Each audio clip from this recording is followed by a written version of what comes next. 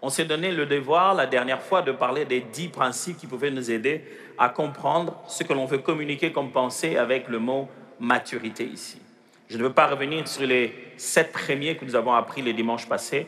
On a fini le dimanche passé en citant le 8e principe.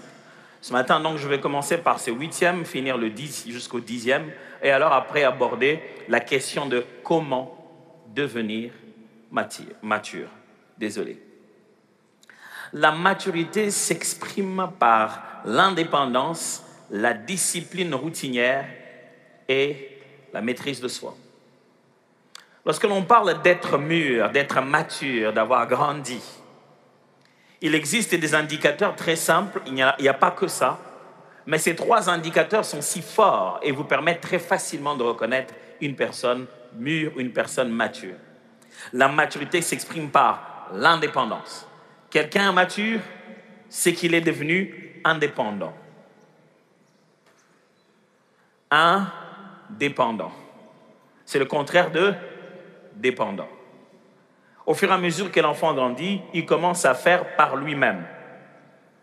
Il commence à faire par lui-même les choses qu'il doit faire. Souvenez-vous, j'ai fini le message du dimanche passé en vous racontant la fameuse histoire du jour où on dort et on rêve qu'on joue un match de foot et que pendant qu'on joue un match de foot, on a envie de se soulager et qu'on va se soulager dans le match de foot, mais les conséquences sont réelles. Et puis, au bout d'un moment, on a grandi, allez, on ne le fait plus. On reconnaît quelqu'un des mûrs et des matures par sa capacité à fonctionner de soi-même, à ne pas rester dépendant de qui que ce soit. Dépendant de Dieu, oui, mais pas dépendant des hommes. La maturité spirituelle, elle est complètement l'inverse. Elle se manifeste par ta dépendance spirituelle à Dieu. Dans la vie, tu devrais souhaiter, nous devrions souhaiter dans la vie de vivre indépendants. De vivre sans lui, nous ne pouvons rien faire. Je parle ici d'un homme. Maudit soit l'homme qui s'est confié à l'homme et qui prend la chair pour appui. Non seulement l'indépendance, mais aussi la discipline routinière.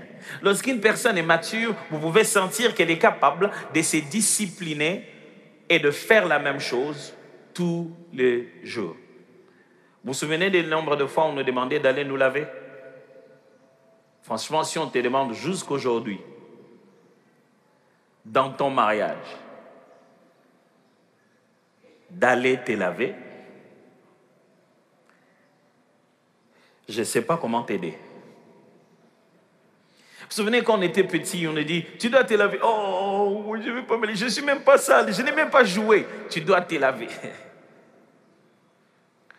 Mais aujourd'hui, on n'a plus besoin de qui que ce soit le matin, on sait que c'est parmi les premières choses à faire, on se prépare et on sort. Pourquoi? Parce qu'on a appris une discipline routinière.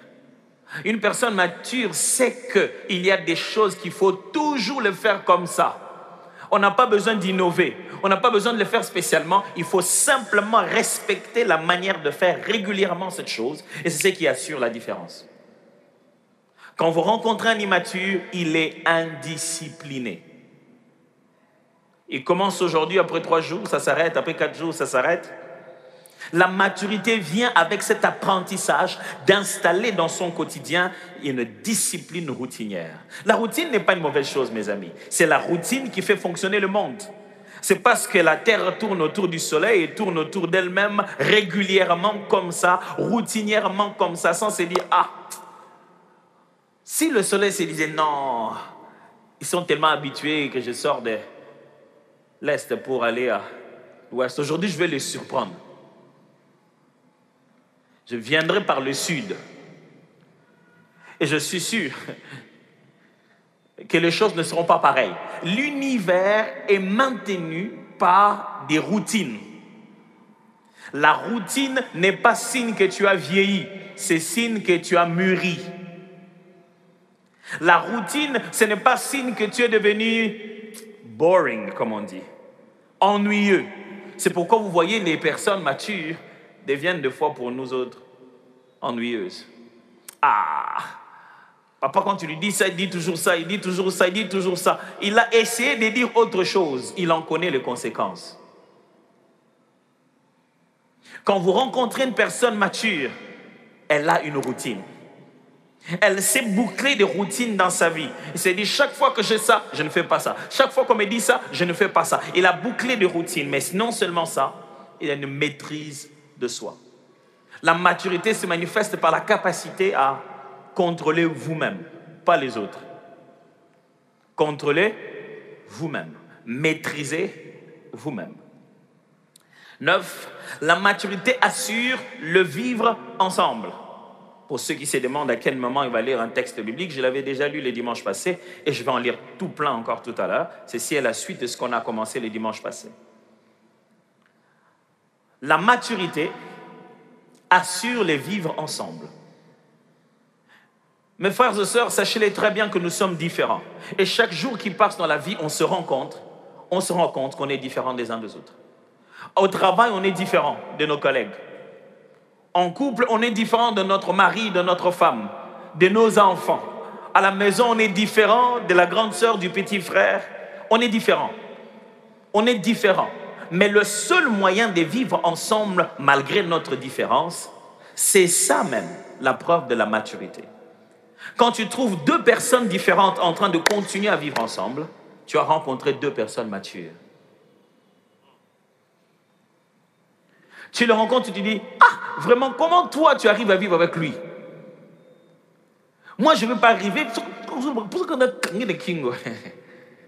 Et tu te rendras compte qu'avec le temps, cette personne a mûri.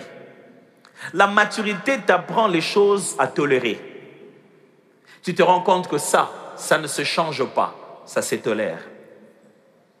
Ça, je ne changerai pas. Mes amis, il n'y a pas une plus grosse erreur dans la vie que de pouvoir se mettre dans une affaire d'échanger un homme. Vous allez souffrir. Quand je parle d'un homme, je parle d'un être humain. On peut juste apporter le peu que l'on a. On peut que parler, donner des conseils, exprimer, mais vous n'avez pas le pouvoir d'échanger quelqu'un. Je ne sais pas si ça vous est arrivé. Vous avez quelqu'un qui vous avait raconté une chose, dit, parlé, pleuré, répété. Il ne le fait jamais. Un bon matin, il arrive, il dit, en tout cas, à partir d'aujourd'hui, je ne ferai plus ça. Bon, moi, j'ai décidé que je ne vais plus faire ça. Vraiment, mon collègue m'a parlé de ça et je me suis rendu compte que je ne dois plus jamais faire ça. Tu as envie de lui dire, ah, donc moi, j'ai parlé. Moi, j'ai expliqué. Moi, j'ai encore reparlé. C'est seulement quand ton collègue a parlé que tu as compris. C'est ça la vie, mes amis. Ce n'est pas l'homme qui changera la femme. Ce n'est pas la femme qui changera son mari. C'est seulement Dieu qui mettra des temps et des circonstances où ce qu'on a sémé plusieurs fois finira par retentir autrement. Mais la maturité, c'est avec ça qu'on réussit à vivre ensemble. Celui qui n'arrive jamais à vivre avec les autres est immature. L'immature, dès qu'il arrive quelque part, il a déjà des problèmes. Moi, je ne suis pas d'accord avec lui. Moi, je ne suis pas d'accord avec lui. Tu penses que tous ceux qui ne sont pas d'accord avec toi te le disent? Non, mais moi je ne suis pas d'accord. Hein. Moi, si tu n'es pas d'accord, Tosani. L'immature voudrait qu'on détruise toute la maison parce qu'il n'aime pas les étages. Dans la vie, certaines choses se sont bâties. Quand vous arrivez à l'intérieur, ne demandez pas aux gens de reprendre à zéro. Soyez suffisamment mûrs pour vivre avec ça. C'est ça la maturité. Ce n'est pas tout ce que je veux, ce n'est pas tout ce que j'aime, ce n'est pas moi, c'est lui, c'est elle, c'est autre chose. La différence, c'est tout ce que vous n'êtes pas, tout ce qui vous énerve, tout ce qui arrive ici, vous avez envie de dire « Oh, ça m'énerve !» Oui, ce n'est pas vous. Si vous ne saviez pas, les autres ont exactement la même chose. Dès qu'ils vous voient, ils se disent « Oh, il m'énerve !» Si parce qu'on s'énerve dans la vie, on commence à s'étirer, on ne vivra pas ensemble. La maturité dit ceci, la position dans laquelle je suis, un jour, une autre personne y sera. La maturité dit ceci, la position dans laquelle vous êtes, un jour, j'y serai aussi. Jésus résume ça comme ceci, ne faites pas aux autres ce que vous ne voulez pas qu'on vous fasse. C'est-à-dire, à un moment donné, sache que tu te retrouveras dans la même situation, dans la même position. Avant que tu n'y arrives, pose-toi la question, comment je voudrais qu'on me traite? Et pour ça, traite les autres comme ça. Ne va pas demander qu'on te traite comme ça. Toi, traite les autres comme ça. Alors, à ton tour, on te traitera de cette manière. Si tu traites les autres impoliment, on te traitera impoliment à un moment où tu t'attends le moins.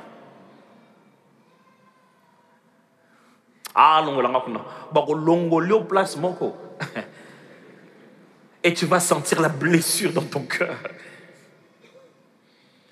Mais pasteur, des fois on traite les gens comme de la bonne manière, on est maltraité. Non, vous en faites pas. Le jour où on vous traitera bien, ça sera votre porte ouverte. Dieu a prévu ça pour que le moment où on vous traite comme vous traitez les autres, ça vous fasse partir très très très loin.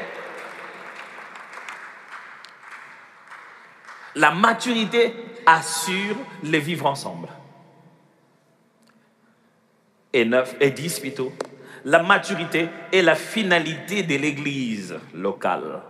Quand je lis avec vous Éphésiens chapitre 4 la dernière fois, la Bible parlait des uns qui sont apôtres, pasteurs, docteurs pour le perfectionnement de saints en vue de l'œuvre du ministère, jusqu'à ce que nous ayons atteint l'état d'homme fait à la stature parfaite de Jésus. Je suis en train de citer Éphésiens chapitre 4 à partir du verset 11 au verset 13. Dieu a donné à l'Église des serviteurs qui l'enseignent afin que l'Église grandisse. Le but de l'Église locale, le rassemblement des chrétiens, c'est que nous puissions grandir. Mes frères, nous venons ici pour devenir mûrs. Si vous ne devenez pas mûrs, l'Église a raté son but. La maturité est la raison pour laquelle on a commencé ce culte, à chanter, à adorer, à prophétiser, à prêcher. La raison pour laquelle tout ceci existe, c'est notre croissance. C'est notre maturité. Si on n'atteint pas la maturité, l'Église ne fait pas son travail. Alors quand vous allez dans une assemblée, vous la fréquentez régulièrement, évaluez-vous en vous posant la question, est-ce que j'ai grandi? J'espère qu'aujourd'hui vous avez un meilleur voisin. Demandez-lui, est-ce que j'ai grandi? Pas est-ce que tu as grandi, dis-lui, est-ce que j'ai grandi? Qu'il t'évalue pendant un moment. Ça fait combien de fois on s'est déjà mis ensemble ici, toi voisin? Ouh, malheur à ceux qui ont maintenant leur femme et leur mari à côté parce que ça va chauffer. Répondez comme à l'église, hein, pas comme à la maison. Hein. Et pitié de lui et pitié d'elle.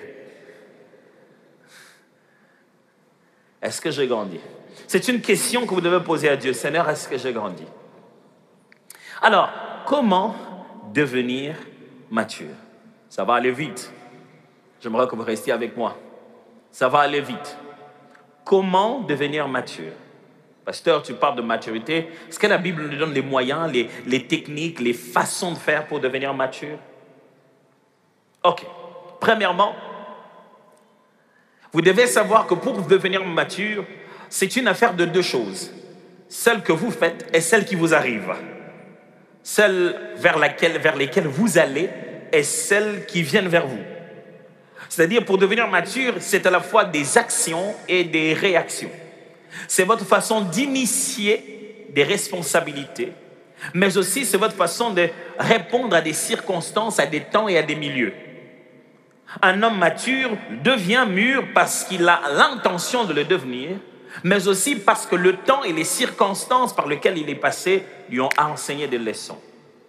Parce que vous voulez bien devenir mature, bien devenir mûr, mais tant que vous n'avez pas atteint un certain âge, il y a des choses que vous ne pouvez pas faire. Il y a un degré de maturité que vous ne pouvez pas arriver parce qu'il y a des responsabilités que vous n'arrivez pas encore à tenir.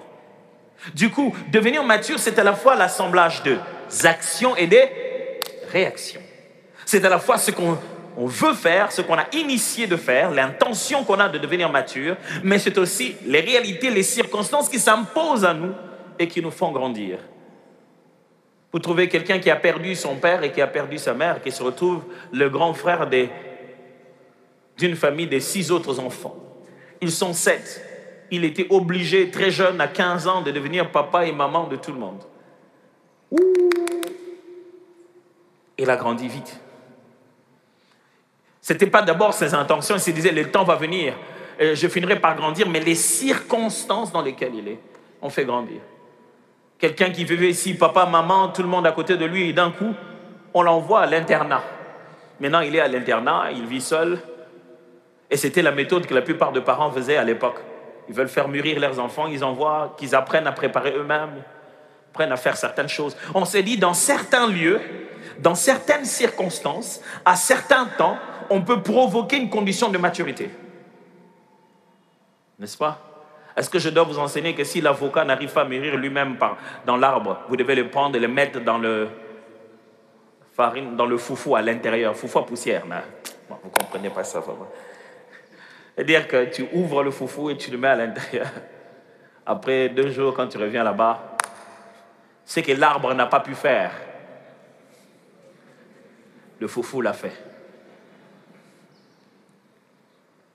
Mais tu ne vas pas prendre l'avocat qui est tout petit comme ça et le mettre là-bas dans le foufou. C'est-à-dire qu'il y a à la fois ce qui est action et ce qui est réaction. Alors, ce matin, je vais vous proposer 3 choses qui peuvent nous aider à devenir matures. Les choses, 3 domaines carrément, je vais dire. Si nous arrivons à maîtriser, nous arrivons à mettre du sérieux dans ce domaine-là, on deviendrait très mature. Je suis tenté de dire Alléluia. Et vous n'êtes pas tenté de dire Amen, on dirait. Alléluia. 3 choses. On est prêt? C'est bien. J'ai pu sentir que votre Amen a été très mature. Premièrement, la langue. Je ne parle pas du français, de l'anglais. Je parle de la bouche. Je parle de parler. La langue. Vous voulez savoir quelqu'un de mature? Il va parler comme un homme mature. Le premier domaine de maturité de la vie de la personne, c'est sa capacité à maîtriser sa langue. Ce n'est pas en vain que la langue est dans la bouche. Gardez-la là-bas. Jacques chapitre 1, verset 26 dit. Jacques chapitre 1, verset 26. Si quelqu'un croit être religieux sans tenir sa langue en bride, mais en trompant son cœur, la religion de cet homme est vaine. Les mots religieux là-bas veulent simplement dire c'est lui qui sait pratiquer les rituels. Si quelqu'un croit qu'il pratique et il respecte les rituels de sa relation avec Dieu, il croit qu'il jeûne, c'est une bonne chose à faire. Il croit qu'il médite la parole, c'est une bonne chose à faire. Il croit qu'il va à la veillée. Dans notre pays, les gens sont spécialistes en matière de pratiquer les religions. Si tu crois qu'il faut venir très tôt le matin au culte, premier, deuxième, tu es dans l'évangélisation, tu es engagé, tu ne manques pas aux réunions des mamans. Si tu penses que ça c'est l'expression de ta piété, la Bible dit qu'il faudrait que tu en arrives à quelque chose. Si tu as fait tout cela sans être capable de contrôler ta bouche, tout ce que tu fais là ne vaut rien. C'est-à-dire, si je viens mercredi en enseignement, soit dit en passant, c'était une erreur. Ce mercredi, il n'y a pas enseignement. Les enseignements vont reprendre 3 mercredis plus tard. Ni ce mercredi, ni l'autre, ni celui qui viendra. On vous annoncera. Cette année, on fait des pauses de mercredi de temps en temps. Ce n'est pas évident de commencer à venir à l'église tous les jours, lundi jusqu'à dimanche, comme si on y travaillait. Il faut aller vivre sa foi. Alors, on vous charge et on vous libère à aller vivre votre foi. Donc, ce mercredi, l'autre mercredi, et 3 mercredis qui vont suivre, il n'y aura pas enseignement. Vous venez mercredi, vous venez jeudi, vous venez dimanche, vous venez tous les jours. C'est fantastique, c'est incroyable. Vous êtes même en ligne. Oh là là, vous êtes dans l'équipe de méditation. Ouf, vous méditez matin, midi, soir. Vous avez même votre lecteur de la Bible, mais vous parlez comme si vous aviez une langue trouée. Ce n'est pas du christianisme. Du coup, aujourd'hui, je vais avoir droit à un grand silence pendant ce culte. C'est dans votre façon de parler qu'on reconnaît votre degré de religion et votre degré de maturité. Un homme mûr se reconnaît par son langage. Proverbe chapitre 10, verset 19. Proverbe 10, 19. Celui qui parle beaucoup ne manque pas de péché, mais celui qui retient ses lèvres est un homme prudent. Vous avez entendu ça? C'est lui qui parle beaucoup. Ne manque pas de péché. C'est-à-dire, entre toi et moi, je n'ai pas beaucoup parlé, toi tu as parlé, les statistiques sont claires. Toi, tu as plus de probabilité de pécher que moi d'abord. Celui qui parle beaucoup ne manque pas de péché, mais celui qui retient ses lèvres est un homme prudent. Proverbe 14, verset 3. Proverbe 14, verset 3. Dans la bouche de l'insensé est une verge pour son orgueil, mais les lèvres des sages les gardent. On dit celui qui est fou, qui ne comprend pas la vie, dans sa bouche, il sort lui-même le bâton qui va le tabasser. C'est-à-dire, tu t'es créé toi-même des problèmes. Mes amis, j'aimerais vous dire une chose. Les paroles dans la vie, les paroles ne sont pas des l'air. Les paroles ne sont pas des l'air. Les paroles sont un acte de la pensée. Je répète, les paroles sont déjà un acte de la pensée. Lorsque tu as parlé, tu as déjà agi. Tu as déjà rendu ta pensée vivante. Non, moi je pensais seulement à haute voix. Pourquoi Dieu a fait ça pour que ça reste dans ta tête? Bon, on appelle en 2000, on appelle, il peut moi ça y a un opé. Quand il est là, Zalaka, bon, Babilambara, bon, on est à l'ata. Oh, je me disais aussi, bah, la femme du grand frère, elle s'habille toujours comme ça, vraiment jusqu'à aujourd'hui. Mais pourquoi tu as dit ça? Non, mais je pensais seulement à haute voix. Je vais te dire ce que je pense à haute voix. Non, je ne vais pas le dire. Mes amis, c'est dans nos paroles qu'on reconnaît notre maturité. Si tu te mets à parler à tout moment, la Bible dit, quand tu ne contrôles pas ta bouche, tu crées les choses qui vont te punir. Un jour, tu te diras, oh, moi aussi, vraiment, tout ça, c'est parce que, qu'est-ce qui m'a poussé à parler? Moi aussi, je me pose la question, qu'est-ce qui te pousse à parler? Pasteur, moi, je suis comme ça, je suis sans frein. C'est pourquoi Jésus t'a sauvé. C'est pourquoi il t'a rempli du Saint-Esprit. Pour que tu ne sois pas comme ça, que tu deviennes comme lui. Qui était capable de se taire pendant qu'il savait qu'il a raison. Un homme mature sait se taire. Proverbe 17, 27 à 28. Celui qui retient ses paroles connaît la science. Vous avez lu ça? Celui qui retient ses paroles connaît la science. Ce n'est pas celui qui parle beaucoup qui montre qu'il connaît la science, qu'il a de la connaissance. Mais celui qui retient ses paroles, il dit, non, ça je ne peux pas dire ici. Si vous saviez vraiment, vous savez qu'il ne fallait pas le dire. Si quand vous dites que vous avez vraiment compris la chose, vous en avez la connaissance, vous savez que vous ne pouvez pas dire n'importe quoi. Et celui qui a l'esprit calme est un homme intelligent. L'insensé, même quand il se tait, passe pour sage. Celui qui ferme ses lèvres est un homme intelligent. Il dit ceci, celui qui a tellement de connaissances dans la vie arrive à se taire. Au point que, quand tout le monde se tait, on ne sait pas savoir qui est fou, qui est sage.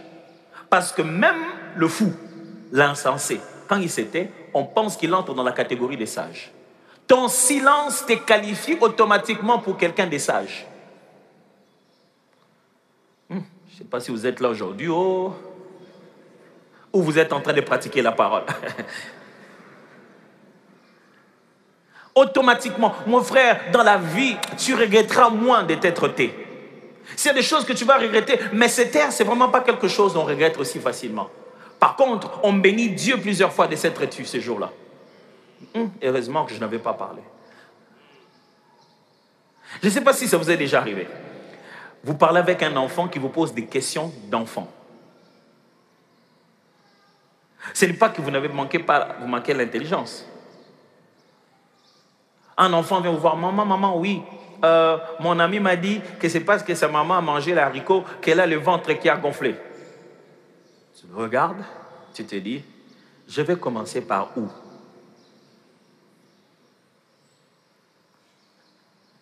Et tu te dis, non, ce n'est pas ça, c'est beaucoup plus complexe que ça. Mais c'est comment? Tu te dis, bon, est-ce que je dois vraiment lui dire? Je dis, non, tu vas grandir, tu finiras par savoir. Bientôt, la maman c'est un bébé qui a dans son ventre. Maman, le bébé, il est entré comment? Hey. Va jouer, va jouer. Mais est-ce que tu ne sais pas ce que tu dois lui dire? Mais tu te rends simplement compte que mon savoir ou les choses que j'ai et ce qu'il a, je dois me taire maintenant. Il y a des choses qui ne doivent pas apprendre à ça comme ça, ni à cet âge-là. Un homme mature, une femme mature, c'est se taire. Ils vont me sentir, ils ont trop parlé, ils vont me sentir, ils vont sentir à quel point immature tu es. Et en plus, tu fais tout ça au nom de Jésus. Vraiment.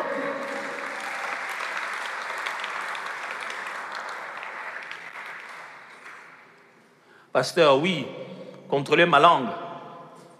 Mais qu'est-ce qu'il faut faire? Je te propose 3 choses. 1, ne pas avoir réponse à tout. C'est ce que la Bible veut nous dire ici. Vous ne devez pas avoir réponse à toute chose. On parle de ceci, vous avez réponse. Je ne parle pas en termes de connaissances, je ne parle pas en termes d'information, je parle en termes d'arguments, en termes d'échanges. Mais moi, je n'ai pas aimé la façon dont toi tu t'es habillé. Si tu n'aimes pas, tu vas mourir. Moi, ça n'a rien à voir. Moi, je me suis habillé. Tais-toi. Laisse-le finir sa phrase. Laisse-le s'en aller. Des fois, juste se taire. Tu dis, ok. Vous savez comment Jésus nous a sauvés? Il s'est tué. La parole faite chair nous a sauvés quand elle s'est tue. Je vais répondre à ça. La parole faite chair nous a sauvés quand elle s'est tue. Au moment où Jésus, on commence à dire, Jésus, mais on le condamne, on raconte des histoires. La Bible dit, il était là, il s'est tué comme un agneau qu'on a mené à l'abattoir. Jésus, c'est toi la parole vivante, c'est toi qui guéris les gens par la parole. Ici, mon langage se met terre. Le silence, ce n'est pas un vide, c'est un puissant langage de celui qui sait ce qu'il fait. Le silence n'est pas vide, c'est le langage du mature. La personne qui est mature répond de fois par le silence, se tait seulement. Mes amis, le silence, ce n'est pas la réponse à l'imbécile, comme on dit dans notre société. On répond à l'imbécile par le silence. Non. Le silence, c'est la décision d'une personne responsable. Ça ne veut pas nécessairement dire que celui qui parle est fou. C'est simplement que tu pèses le pour et le contre. C'est ce que je dis, n'aie pas réponse à tout. Deuxièmement, mesurez les conséquences avant de parler. Dis-toi, j'aurais parlé. J'aimerais vous donner un conseil gratuit. Ne parlez pas quand vous êtes blessé. Le résultat, vous blesserez les autres. Mais pasteur, comment je vais faire? Mais ça fait mal, comment je vais faire? Jésus était à la croix et ça faisait très mal. Écoutez ce qu'il a dit, Père, pardonne-leur, car ils ne savent pas ce qu'ils font. Il n'a même pas parlé à eux, il a parlé au Père. Quand ça fait mal, parle au Père. Il préparera ton cœur pour parler aisément. Je vais répéter ça. Quand ça fait mal, parle au Père. Il préparera ton cœur pour parler aisément. Moi, en tout cas, je n'arrive pas. Il faut que j'en parle. Il faut que j'en parle. Vraiment, il faut que j'en parle. Toi, ce jour-là, tu vois ce que tu as fait? Moi, je n'ai pas aimé. Non. Ok. Ça fait mal quand, après avoir dit ça, la personne te dit, ok. Maintenant, tu dis seulement ok. Oh.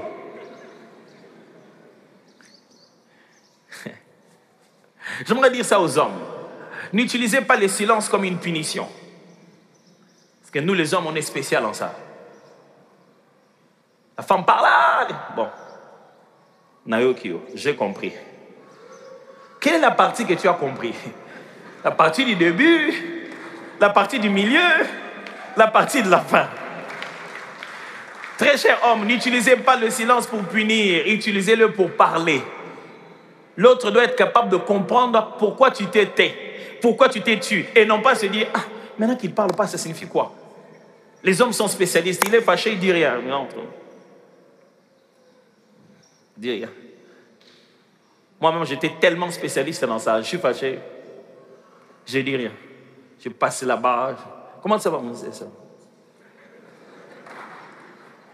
J'ai évolué, je vous assure. Au début, c'était pire. Je disais rien et je ne mangeais pas. Jusqu'au jour où je me suis rendu compte que je n'avais pas de problème avec la nourriture, normalement. J'ai dit, bon, ok. D'une certaine manière, je contribue à ces repas. Donc, J'ai arrêté de me fâcher contre les repas d'abord.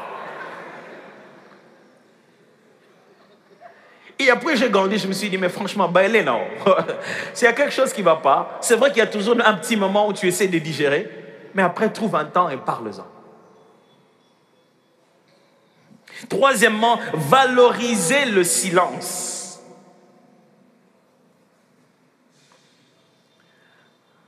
Contrôler sa langue veut dire ne pas avoir réponse à tout. Ça veut dire mesurer les conséquences avant de parler. Ça veut dire valoriser le silence. Le silence a de la valeur, mes amis.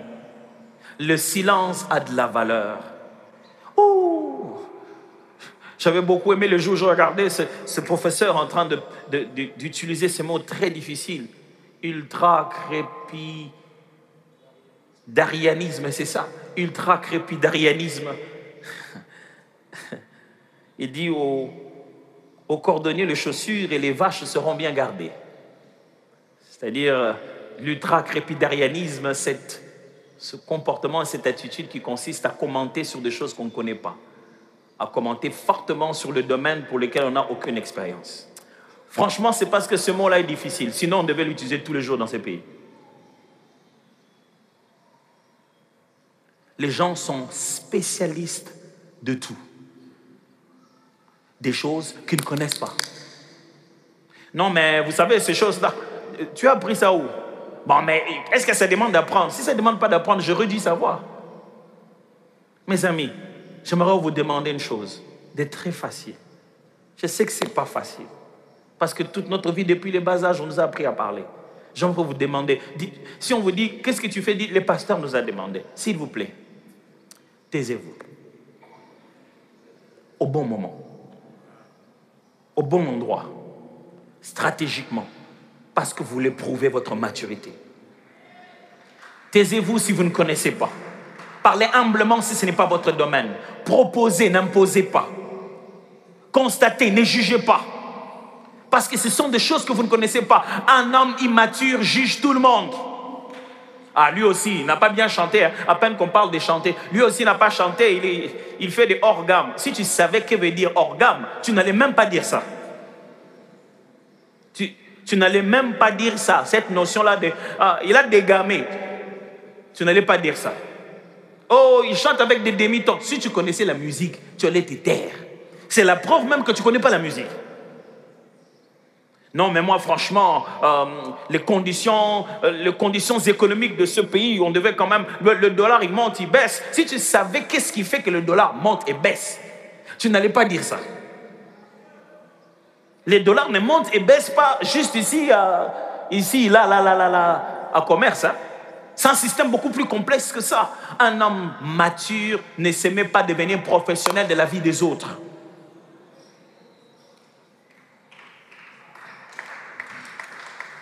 Parlez des choses pour lesquelles vous avez autorité. Commentez humblement sur des choses que vous ne maîtrisez pas. Taisez-vous aussi longtemps que cela est possible. Taisez-vous. Le Congolais parle tellement que même le klaxon de la voiture est parmi les choses qu'on vend très facilement dans notre pays. Parce qu'il a normalement voulu te parler. Mais comme tu es dans l'autre voiture, il y a des klaxons qui sont une insulte. Je m'en senti que finging en un klaxon. Pipi, pipi, pipi. Là, il est en train de klaxonner. Pourquoi? Parce que quelqu'un est en train de faire une manœuvre. Mais laisse-le finir, non? Ça ne fera même pas une minute. S'il finit cette manœuvre, il s'en va. Mais tu veux tellement parler. Des fois, je vis des embouteillages graves se créer. J'arrive au lieu de l'embouteillage. Non, c'est que chacun freinait pour regarder un accident et commenter. Et tu sors pas? Non. Et tu causes tout ça là pour... Et les réseaux sociaux n'ont pas facilité ça. Hein? C'est pas parce que les gens parlent toujours, maintenant ils écrivent. Ils écrivent leurs pensées les plus sordides.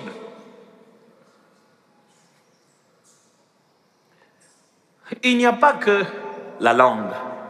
Il y a aussi l'humilité. Si vous voulez devenir mature, maîtrisez votre langue. Mais si vous voulez aussi devenir mature, devenez humble. La maturité est le chemin obligé. L'humilité est le chemin obligé de la maturité. Qu'est-ce que c'est que l'humilité ici, mes amis? L'humilité est faite d'un cœur repentant, d'une vision valorisante des autres et d'une bonne conscience de ses limites personnelles. Quand on dit humilité, vous trouverez toujours ces trois choses. Premièrement, un cœur repentant. Deuxièmement, une vision valorisante des autres. Troisièmement, ses limites personnelles. La connaissance de ses limites personnelles. Un homme humble est mûr, il est mature. Un homme humble, c'est celui qui sait se repentir, reconnaître que c'était une erreur. Un homme mature n'appelle jamais les chats par son nom. Je dis, un homme immature, devrais-je dire, n'appelle jamais les chats par son nom. Celui qui ne sait pas regarder ses erreurs en face, les commettra encore. Je répète, celui qui ne sait pas regarder ses erreurs en face, les commettra encore. Parce que tu n'en connais pas le visage. Le jour où ça reprend, tu ne sais même pas que tu es en train de reprendre la même bêtise. La raison pour laquelle les gens ont du mal à se repentir, c'est parce qu'ils ne regardent pas leur erreur en face.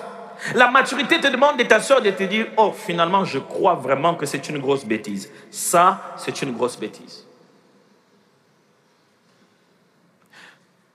C'est celui qui a ce cœur repentant, cette capacité de dire, ouh, là j'ai commis une erreur, pardonnez-moi.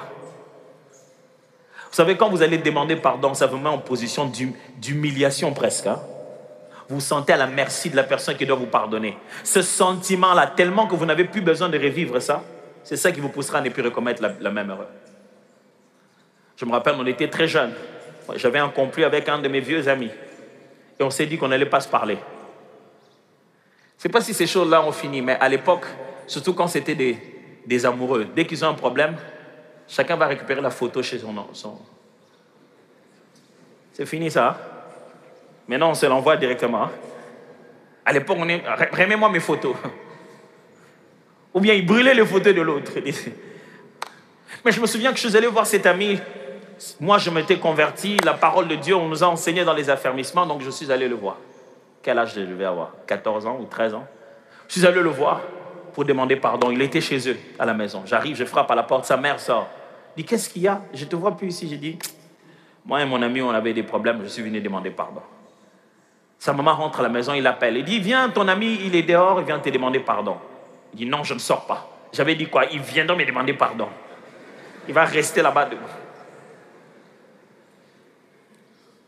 J'étais là debout. J'ai attendu une fois, 2 fois, 3 fois. J'ai dit, Jésus, à cause de toi, je vais donner une 4e. Normalement, après 3, j'avais déjà fini. Et j'étais là en train de me dire, Jésus, tout ça c'est toi, regarde, regarde. Je n'ai même pas tort, mais tout ça c'est toi. Et je suis resté, j'étais étonné de rester malgré tout ce temps. Il est sorti. Il m'a dit, qu'est-ce que tu veux? J'ai dit, je voulais vraiment te demander pardon. Maintenant tu as vu tes erreurs. Quand vous allez demander pardon, les amis, on va encore vous humilier. Il ne faut pas se dire, non, moi je t'ai venu te demander pardon, maintenant quand toi tu parles... il parle comme ça. Mais ce petit moment de demander pardon-là, il est si dur que tu n'as plus besoin de revivre ça. C'est ce qui va te pousser de ne plus refaire ça. C'est pourquoi Dieu a obtenu de meilleurs résultats avec les hommes par le pardon et non pas par la condamnation.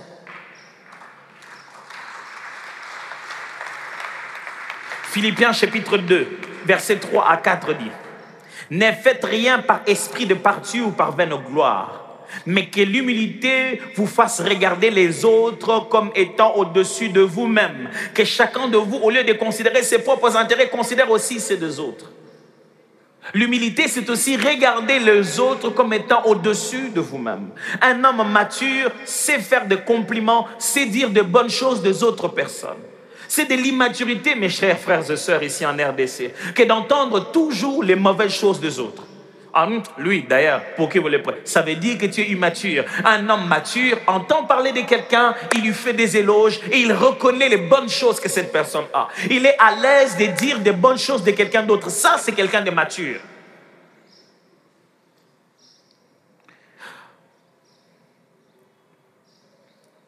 1 Pierre chapitre 2, verset 5. De même, vous êtes jeunes, soyez soumis aux anciens. Et tous, dans vos rapports mutuels, revêtez-vous d'humilité, car Dieu résiste aux orgueilleux, mais il fait grâce aux humbles. L'humilité, c'est le fait que quelqu'un se rend compte que moi, vraiment, ça, je ne sais pas faire. S'il y avait ça dans ces pays, beaucoup de choses iraient de l'avant. Vous voyez que quelqu'un est en train de tâtonner, il ne sait pas faire. Au lieu de s'arrêter et dire, est-ce que toi tu sais faire ça? Ou est-ce que tu peux me montrer? La plupart des fois, on échoue parce qu'on essaie de cacher une ignorance et une faiblesse. Au lieu juste de dire, écoute, ça moi je ne sais pas. Est-ce que tu peux m'apprendre? Le jour où j'ai appris ça dans la vie, je suis devenu intelligent. La capacité de s'arrêter seulement dit, on fait ça comment? Il me montre, comme ça, oh non, oui, comme ça, oui. Demain il vient, il voit que je sais le faire, c'est tout. Ça demande que quelques minutes d'apprendre. Et c'est ça qui montrera que tu es un homme humble. Un homme humble, c'est emprunter de l'intelligence des autres.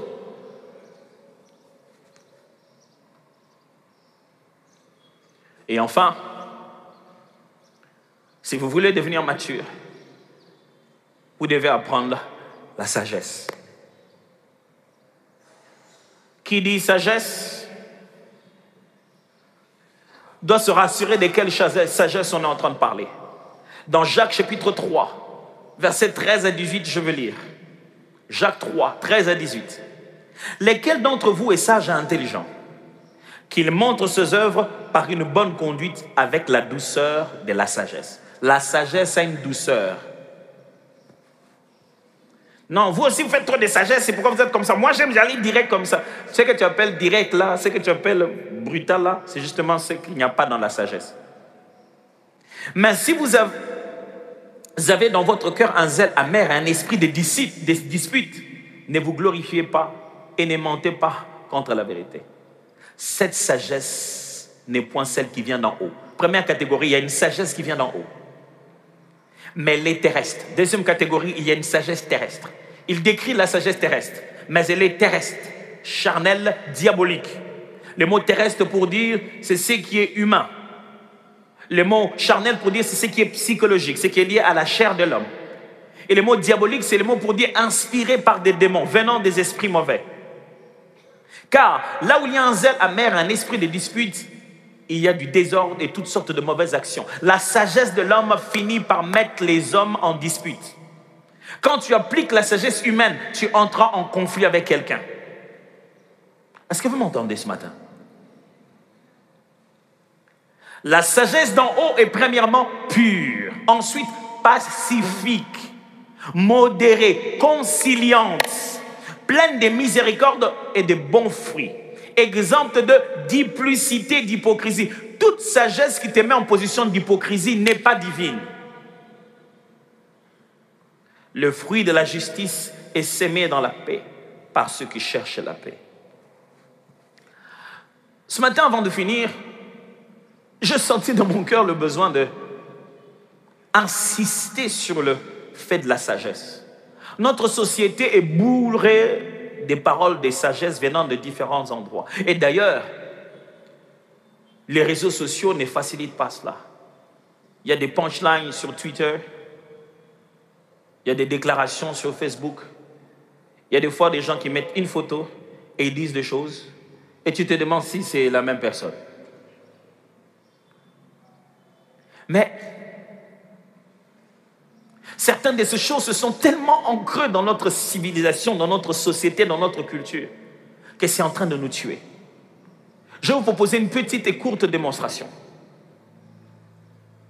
Quelqu'un connaît la phrase ou le groupe de mots « chance et lokopamba ».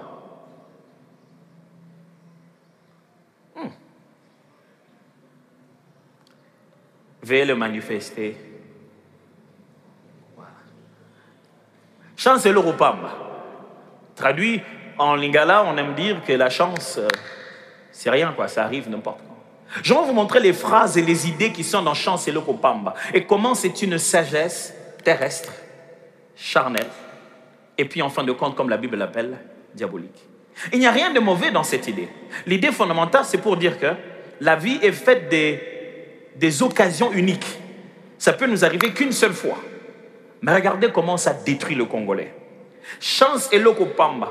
Ça veut dire on peut gagner beaucoup dans une seule occasion, ramasser le bonheur par un coup de tête. Juste sur un coup de tête. On peut gagner beaucoup dans une seule occasion. Ramasser le bonheur sur un coup de tête. Après, ça a évolué. 2. Ce que l'on gagne par chance vaut plus que tous nos efforts.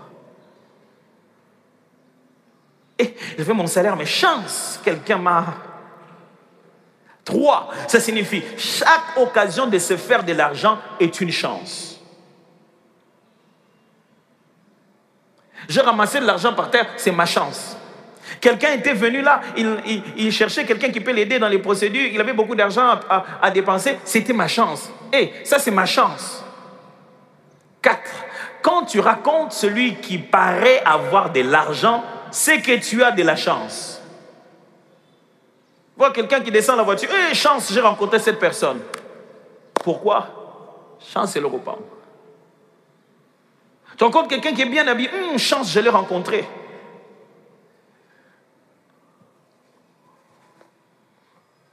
Moi, j'ai trouvé une parade. Chaque fois que je vais quelque part, hey, pasteur, pasteur, attends, tout le monde y en a vu. Oui, il y en a mon yo. Si m'a rappelé quelque chose. Regardez comment les gens vivent. Dès qu'ils te voient, regarde comment tu es habillé. Regarde. Il ne peut pas porter son plus bel habit. Pourquoi? Sinon, vous serez pareil. Et il n'aura pas le droit de te demander. Il porte des habits bizarres pour que toi, tu sois plus beau. Et comme ça, vous soyez dans un contexte où lui peut te demander. Il ne sait même pas si dans ta voiture, il y a encore du carburant. Et dans ses poches, il a déjà demandé à 25 personnes depuis ce matin. Il est beaucoup plus riche que toi. Mais chance et le Kopamba, quand il te voit, c'est que tu es son opportunité d'avoir. Et c'est dans tout. Excellence, vraiment, on t'a vu. Ça va partout. À l'hôpital, dans la politique, au milieu des militaires, de roulage. Chance et le Kopamba. Dès qu'il voit une voiture, une plus belle Jeep, il vous laisse partir, vous tous, il vient. Parce qu'il s'est dit, il a attrapé sa chance. Mes amis, la vie ne vit pas comme ça. On ne vit pas comme ça.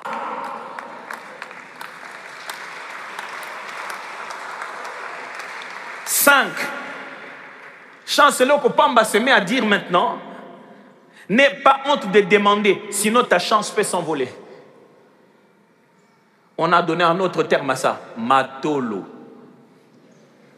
qui vient de l'hébreu, non pas de l'hébreu. C'est-à-dire que le Congolais maintenant se dit, quand tu as l'opportunité de quelqu'un que tu sens qu'il est une bonne opportunité, ne va pas derrière et regretter de lui avoir pas demandé, demande-lui, tu ne perds rien. Qui nous a dit ça? Qui vous a dit que les autres n'ont pas de problème? 6. Être courageux, c'est demander sans honte. On nous a encouragés. Tu es courageux parce que tu as rencontré comme ça, Excellence, tout le monde était assis. C'est presque de l'impolitesse, mais tu te dis, vraiment, je me permets quand même, hein, Excellence, je vais quand même demander parce qu'on ne sait jamais, peut-être que quand vous partez ici, vous n'allez plus revenir. C'est celui qui demande sans honte qui est courageux. C'est-à-dire que tu démarres ta voiture, tu quittes le parking, quelqu'un te fait ses mains comme ça. Et puis d'autres viennent vers la voiture. Oh, pasteur, je descends à l'aéroport, les gens viennent me voir, oh, pasteur, vraiment, ils sont bandés, on a tout ce là qui a, non, même si on a place dans Kenda, papier à mot.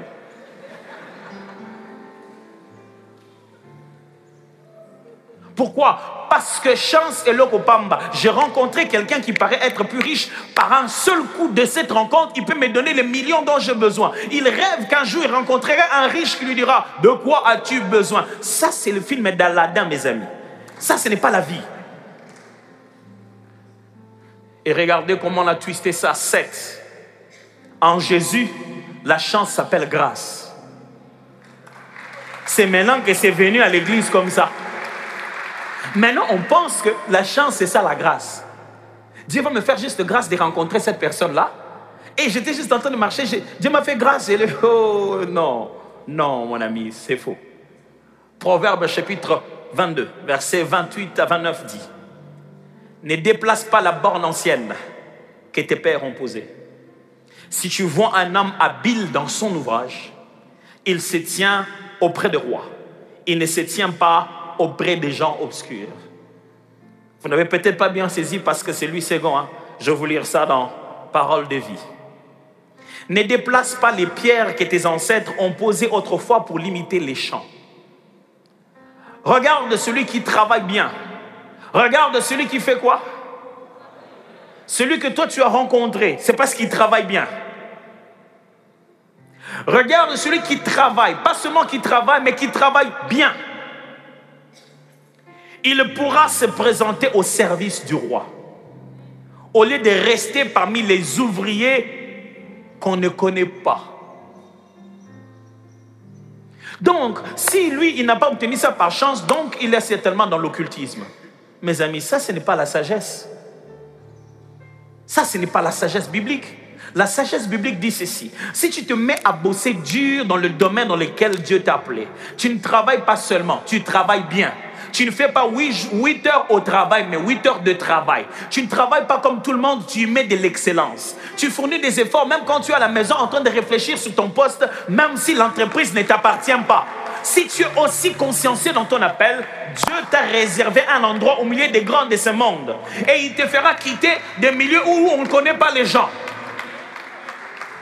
Tu n'as pas besoin de prendre des fétiches pour avoir le succès. C'est ça le domaine, c'est ça le secret du succès. Tu veux être connu au milieu des gens qui sont connus, quitter ceux qui sont inconnus. Sois tellement bien dans ton travail que les gens ont besoin de toi. Frère, chance et lokopamba, c'est faux. Très chers frères et sœurs jeunes qui venaient à cette église, ne pensez pas que la grâce qu'on vous prêche, c'est la chance. Dieu fera grâce que si tu travailles bien, tu trouves l'opportunité par laquelle l'exprimer. Il ne fera pas que la grâce puisse combler le fait de travailler. Il ne fera pas que la pierre se transforme en pain. Non, pas du tout. Il fera toujours que l'ouvrier mérite son salaire. Ne vivez pas avec la sagesse de ce monde. Ne vous remplissez pas de ce que les gens disent là-bas. Restez dans la simplicité de l'évangile. L'évangile dit, vous réussissez quand vous travaillez honnêtement et durement. L'Éternel vous élèvera au temps convenable. Il y a beignet et beignet. Qui t'a imposé de mettre tes beignets dans cette forme-là? Vends des beignets en petite forme d'étoile. Tu vas voir comment les petits enfants vont aimer ça. Maman, je vais manger le beignet d'étoile. Je vais manger les beignets de ceci. Je vais manger. Tu vas voir que ça va être différent. Mais qui t'a interdit de faire des étoiles dans tes beignets? C'est toi-même qui n'as pas le temps de travailler bien dans ce à quoi tu es appelé. Pendant ce moment-là, tu préfères discuter. Tu préfères croire que la femme d'à côté, elle a mis des fétiches. Pourquoi les gens viennent tout le temps comme ça? C'est propre, c'est beau, c'est très bien fait. Et il y a un endroit, chaque fois avant de commencer, elle balaye. Toi, tu laisses la pluie d'hier rester là-bas et puis tu amènes juste les beignets parce que tes beignets, c'est bon. C'est toi qui fonctionnes comme quelqu'un qui a des fétiches. Pourquoi on aime tes beignets? On aime ça parce que c'est bon, c'est propre, c'est bien. Toi, tu enlèves toutes les raisons qui nous poussent de venir là-bas et tu crois qu'on va quand même venir par la grâce de Dieu?